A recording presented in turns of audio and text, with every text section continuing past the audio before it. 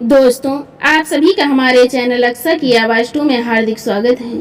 अगर आप सबको हमारी कहानी अच्छी लगे तो प्लीज़ चैनल को लाइक, शेयर एंड सब्सक्राइब करना ना भूलें। हमारी आज की कहानी है वक्त बदलते देर नहीं लगती। हवा में हल्की सी ठंडक थी। गांव की पगडंडी पर सुबह की धूप कुछ इस तरह बिखरी हुई थी जैसे किसी ने चुपचाप सोने की चादर बिछा दी हो। चिड़ियों की चहचहाहट, कुएं से पानी खींचती औरतों की हंसी ठिठोली और पेड़ों की पत्तियों की सरसराहट, सब कुछ जैसे जीवन से भरा हुआ था। सावित्री जी, जो अब 60 की दहलीज पार कर चुकी थी, एक समय इस गांव की जान मानी जाती थी। अपने पति स्वर्गीय मोहनलाल जी के साथ उन्होंने इस मिट्टी में हर रिश्ता जिया था। खेत खलिहान, त्योहार, संस्कार और अपने बेटे विकास की परवरिश, सब कुछ इसी गांव में, इसी घर में रहकर किया था उन्होंने। आज वर्षों बाद वो उसी आंगन में बैठी थी, पर मन भारी था। जिनकी आंखों में आज भी अपने बेटे विकास की छवि बसी थी। विकास शहर में एक बड़ी कंपनी में नौकरी करता था और अपने 2 बच्चों और पत्नी के साथ वहीं रहता था। लेकिन माँ गांव में अकेली थी। पति मोहनलाल जी द्वारा बनाया घर और खेतों की देखभाल के लिए खेत में जो कुछ भी होता वो अपने बेटे बहू के लिए शहर भेजा करती। बस इसी तरह उनकी जिंदगी कट रही थी। लेकिन पिछले कुछ हफ्तों से सावित्री जी की तबीयत बिगड़ रही थी। तेज खांसी, बुखार और थकावट ने उनके चेहरे की रौनक छीन ली थी। जब गांव के वैद्य ने कहा, ये तो टीबी लगती है, शहर ले जाना पड़ेगा, यहाँ इलाज मुमकिन नहीं, सावित्री जी ने सिर झुका लिया। उन्हें डर था कि बेटे बहू को बोझ न लगे। डरते डरते कागज में लिखे 2 नंबर लेकर सावित्री जी ने विकास को फोन लगाया तो उसने उठाया नहीं। दूसरा नंबर बहू का था। उन्होंने वो मिलाया तो वहां से उनकी बहू नेहा की आवाज आई, नमस्ते माँ जी, कैसी हैं आप? बहू की शालीनता भरा स्वर उनके कानों में गूंजा तो मानो आधी बीमारी तो वैसे ही ठीक हो गई थी सावित्री जी की। ठीक हूँ बेटा, बस आजकल तबीयत ठीक नहीं है। वो वैद्य जी ने कहा है कि मुझे टीबी की शिकायत है और इसका इलाज यहाँ नहीं हो पाएगा, इसके लिए शहर जाना पड़ेगा। संकोच करती हुई सावित्री जी बोली। बीमारी का नाम सुनते ही नेहा की आवाज ही बदल गई। क्या टीबी? माँ जी, लेकिन यहाँ ठीक है, मैं विकास को बता दूंगी। और औपचारिकता भरी बात पर कर में नेहा ने फोन रख दिया। शाम को विकास ने माँ को फोन किया और कल उनको लेने के लिए गांव आने की बात कही। अगली सुबह सामने खड़ा था उनका बेटा विकास, जो अब एक बड़ा ऑफिसर था। शहर में अपना मकान, गाड़ी, सुविधाएं, सब कुछ था उसके पास। साथ में खड़ी थी बहू नेहा, जिसकी नजरें सावित्री जी की गठरी पर ही टिकी थी। माँ, आपके इलाज में बहुत पैसा लग जाएगा, इसलिए यहाँ जो खेत है मैंने उनको बेचने को लगा दिया है और अब आप हमारे साथ ही रहेंगी तो ये घर भी पीछे में आकर मैं किताब देख लूँगा। बेटी की बात सुन सावित्री जी को झटका सा लगा, लेकिन बीमारी की बात सोच वो चुप हो गई। माँ, जल्दी करिए, ट्रेन छूट जाएगी। शहर में सब कुछ आपके हिसाब से ही रहेगा, आपको कोई तकलीफ नहीं होगी, विकास ने कहा। विकास की बात सुन सावित्री जी के मन का भारीपन कम हुआ। मन में बेटे और बहू को लाखों दुआएं देती सावित्री जी ने पति मोहनलाल जी की तस्वीर ली और उनके साथ चल दी। गांव वाले एक एक करके आ रहे थे उन्हें विदा करने के लिए। बुजुर्गों ने उन्हें आशीर्वाद दिया और बच्चों ने उन्हें गले लगाया। मौसी, आप चली जाएंगी तो मंदिर सूना हो जाएगा, एक छोटी बच्ची ने कहा। सावित्री जी का दिल भीग गया, लेकिन बीमारी ऐसी थी कि वो यहाँ रुक भी नहीं सकती थी। गाड़ी में बैठकर सावित्री जी पीछे मुड़कर गांव की ओर देखती रहीं। मिट्टी में लिपटा वो घर जिसमें उनकी हर सांस बसी थी, वो अब पीछे छूट गया था। शहर में कदम रखते ही सब कुछ नया था। बिल्डिंग्स की ऊंचाइयां, गाड़ियों की भीड़ और रिश्तों में बर्फ सी ठंडक। सावित्री जी की आंखों के आगे अंधेरा तब छा गया जब गाड़ी एक छोटे से घर में आकर रुकी। विकास ने माँ का सामान पकड़ा और घर की तरफ बढ़ गया। नेहा और सावित्री जी उसके पीछे पीछे चल दी। माँ, ये आपका कमरा है। विकास ने एक स्टोर रूम सा कमरा दिखाते हुए कहा, जहाँ एक छोटा सा पलंग और एक टेबल रखी थी।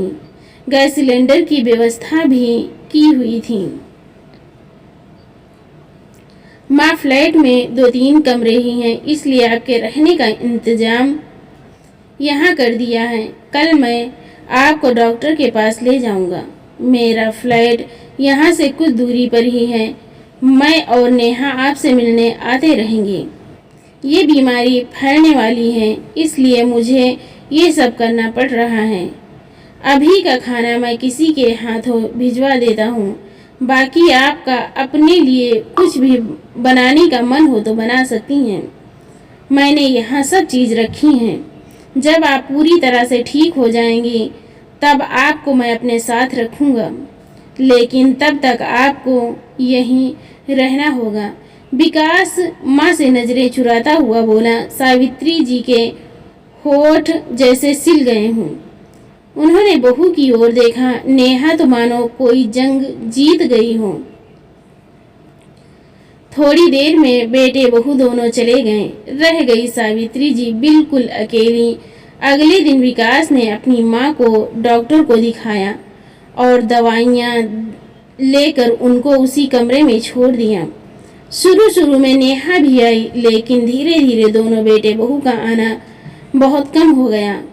अब तो विकास 10-15 दिन में अपनी शक्ल दिखाता और सावित्री जी को डॉक्टर को दिखा अपने फर्ज की इतश्री कर देता। पोता पोती तो उनसे मिलने तक नहीं आए।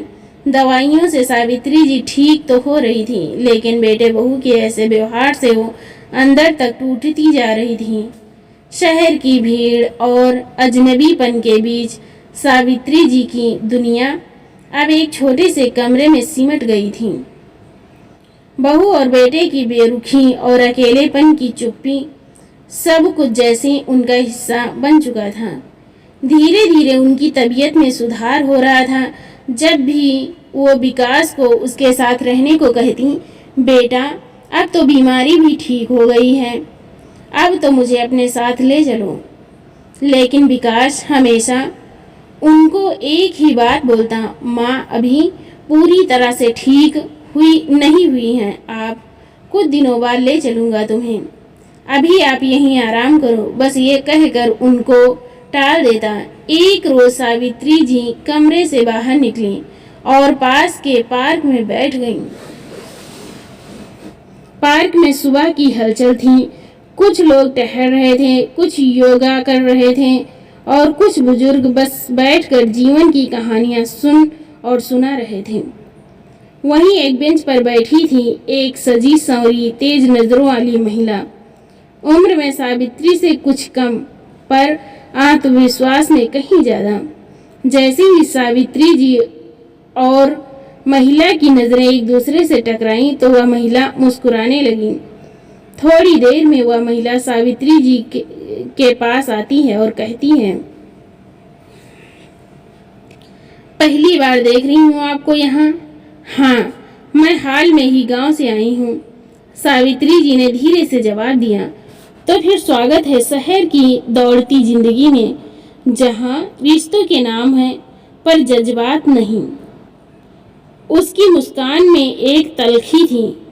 आपका नाम? सावित्री जी ने पूछा। मेरा नाम रेखा है। पहले एक स्कूल में टीचर थी, अब समाज सेवा करती हूँ, खासकर बुजुर्ग महिलाओं के लिए। आप यहाँ कहाँ रहती हैं और किसके साथ रहती हैं? महिला ने सावित्री जी से प्रश्न किया। सावित्री जी कुछ पल खामोश रहीं, फिर धीरे धीरे अपने दिल की बात कह दी। गांव, पति की मौत, बेटे की तरक्की और अब इस नए घर में उपेक्षा का जीवन जी रही हूँ। कहने को तो बेटा बहू पोता पोती सब हैं, लेकिन कहते कहते सावित्री चुप हो गई। रेखा ध्यान से सुनती रही, फिर उनका चेहरा सख्त हो गया। आपने सब कुछ सहा माँ बनकर, और अब चुप हैं क्योंकि वही बेटा आपकी उपेक्षा कर रहा है। कब तक ऐसे उपेक्षा का जीवन जिएंगी आप? सावित्री जी की आंखें भर आईं। रेखा ने उनका हाथ थामा और बोली, एक बात याद रखिए, माँ सिर्फ जननी नहीं होती, वह एक शक्ति है। अगर वही हिम्मत हार जाए तो बेटा कभी सीख नहीं पाएगा कि असली इंसानियत क्या होती है। आप उठिए, अपनी पहचान दोबारा बनाइए, दुनिया को बताइए कि माँ कोई बोझ नहीं बल्कि नींव होती है। मैं पढ़ी लिखी नहीं हूँ, यहाँ रहना मेरी मजबूरी है। यहाँ मेरा इलाज चल रहा है। इलाज के नाम पर बेटे ने गांव की जमीनें भी बेच दी है और घर भी।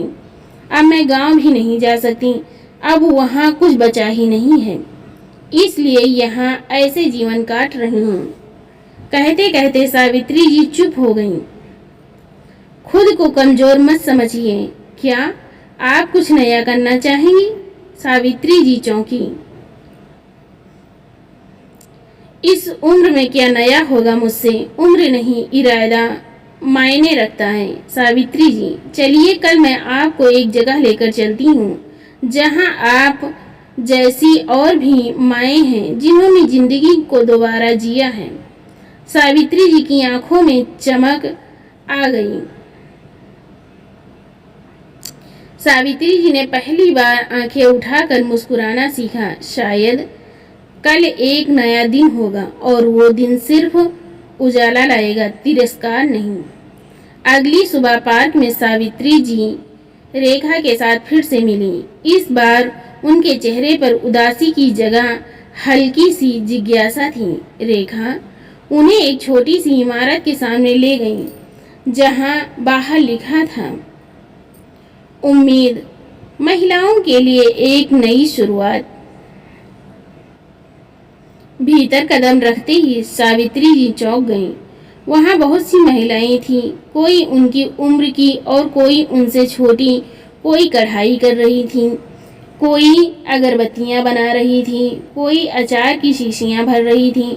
सबके चेहरे पर आत्मसम्मान और संतोष की चमक थी। सावित्री जी ने रेखा से कहा, मुझे तो इन कामों में से कुछ भी नहीं आता। रेखा चुप रही और उन्होंने एक महिला को बुलाया। ये है सावित्री जी, और अब बदलाव की ओर पहला कदम उठाने आई हैं।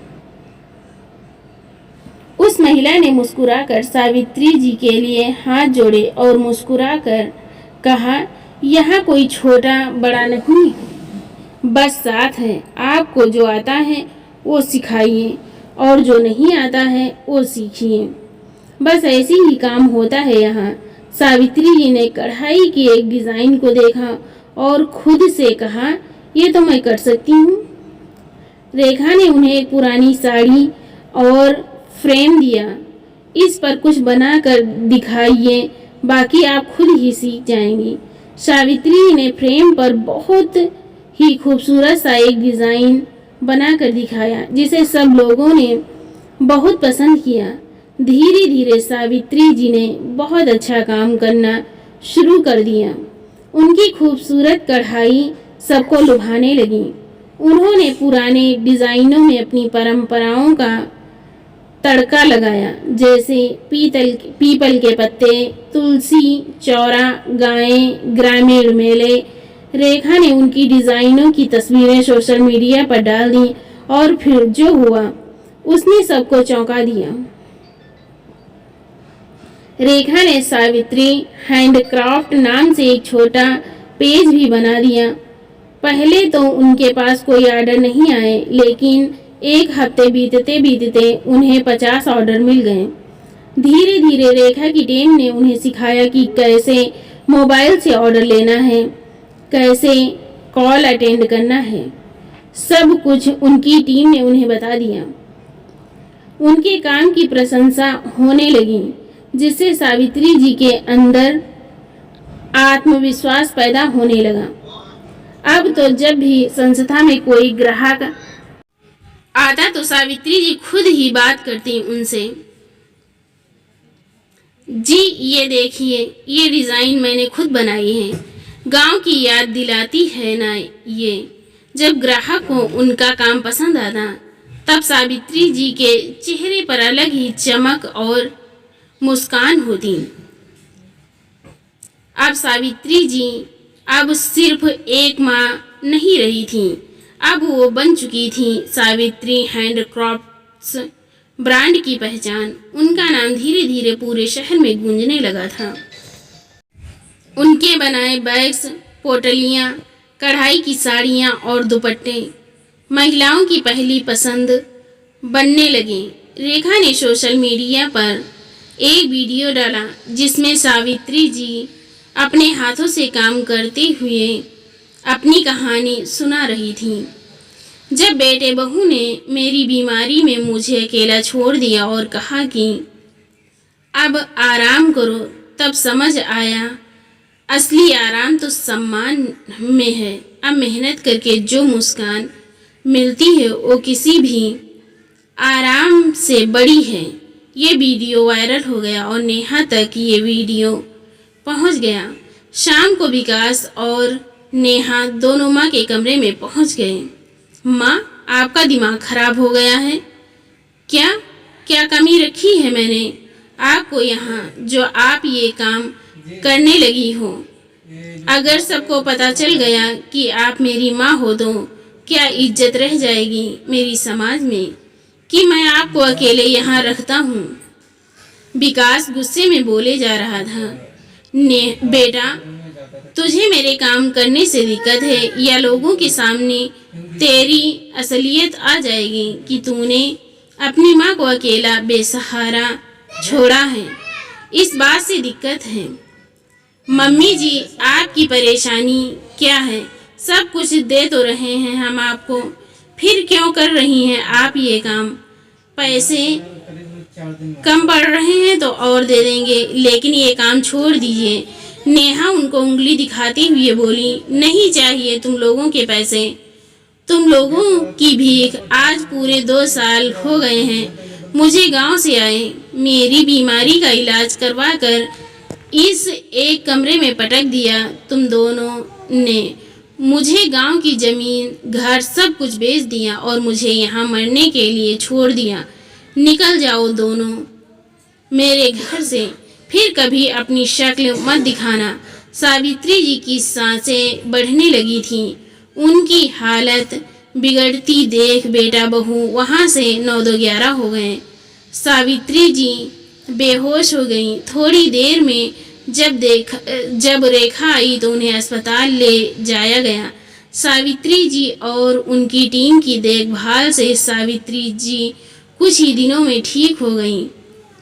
धीरे धीरे वो काम पर वापस आईं और अपने काम को रफ्तार दी। सावित्री जी का नाम अब न केवल भारत में बल्कि पूरी दुनिया में फैल चुका था। सावित्री हैंडक्राफ्ट्स अब एक ऐसा ब्रांड बन चुका था जिसे हर जगह जाना जाने लगा। उनके उत्पादों की चर्चा न केवल शहरों में बल्कि विदेशों में भी होने लगी थी।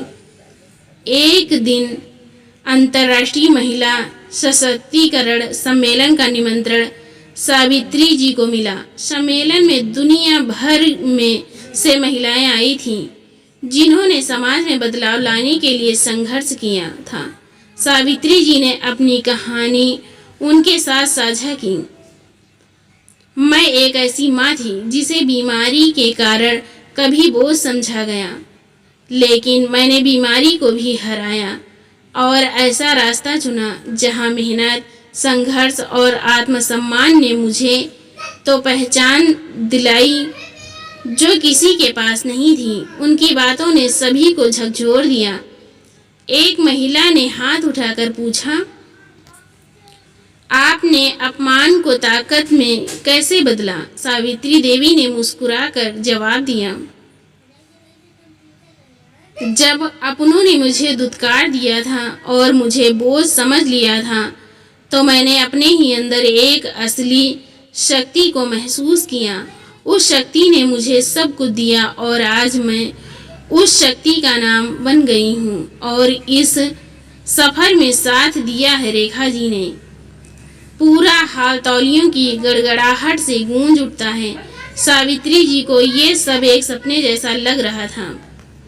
बेटे और बहू के पास वापस न जाने के दृढ़ संकल्प के साथ सावित्री जी पूरी दुनिया के लिए एक मिसाल बन चुकी थी।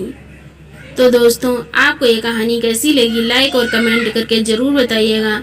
मिलते हैं एक और नई इंटरेस्टिंग कहानी के साथ। बहुत बहुत धन्यवाद।